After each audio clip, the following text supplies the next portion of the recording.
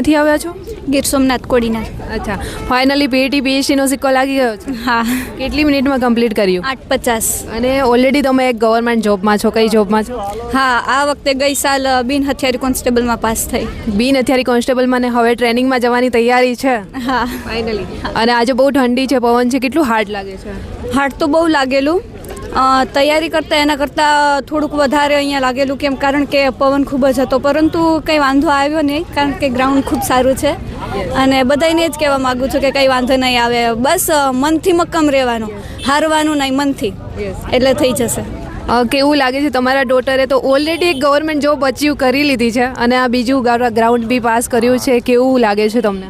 બહુ સારું લાગે છે, કેમ કે અત્યારે આવા હું ઘણી આ જોઉં છું કે અત્યારે પોતાના દીકરીઓને બહેનોને લઈને ભાઈઓ આવ્યા છે, બહેનો આવી છે, માતાઓ આવી છે, પિતા આવીને અમુક તો દાદા આવ્યા છે. આથી મોટિવેશન તો ક્યું હોઈ શકે એમ.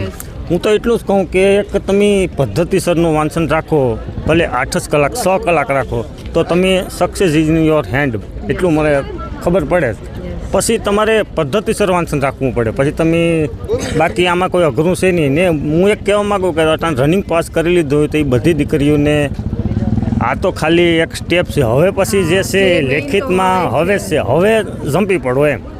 ચલો માની લો કે ક્યારેક 100% આપણે આપણું આપી દીધું હોય, અંકલ તમે એજેબલ છો તો અમારા કરતાં વધારે એક્સપિરિયન્સ હશે, શું નસીબ જેવી ચીજ કોઈ કામ કરી શકે? નસીબ જેવી ચીજ કામ કરે ખરી, પણ પોતાની મહેનત તો મહેનત પહેલાં, પછી તમે તમે 1 ટ્રાય મારો, 2 ટ્રાય, 3 ટ્રાય મારો, છતાં તમે તો પછી તમે નસીબ ઉપર ઢોળી શકો. બાકી તો પહેલાં તો મહેનત. બાકી નસીબને દોષ આપવાનો આપણો કોઈ હક નથી. અને તમે તો ઓલરેડી એક જોબ અચીવ કરી લીધી છે. આવા જે ગર્લ્સ તૈયારી કરે છે એમને શું મોટિવેશન આપશો?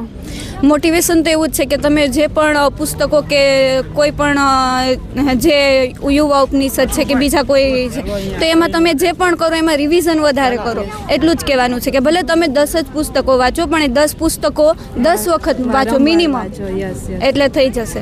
Thank you. બાકી તો આને કોઈ નથી કોચિંગ ક્લાસ કરેલા, ઘરે જ મહેનત કરેલી છે. ક્યારેય કોચિંગ ક્લાસ નથી કર્યા ને ઘરનું કામ કરતા મહેનત કરેલી છે. ખૂબ સરસ કહેવાય. કોંગ્રેચ્યુલેશન્સ, તમારી જોબ લાગી ગઈ છે એમના માટે. Thank you. અને આજે ગ્રાઉન્ડ પાસ કર્યું છે એમના માટે. Thank you.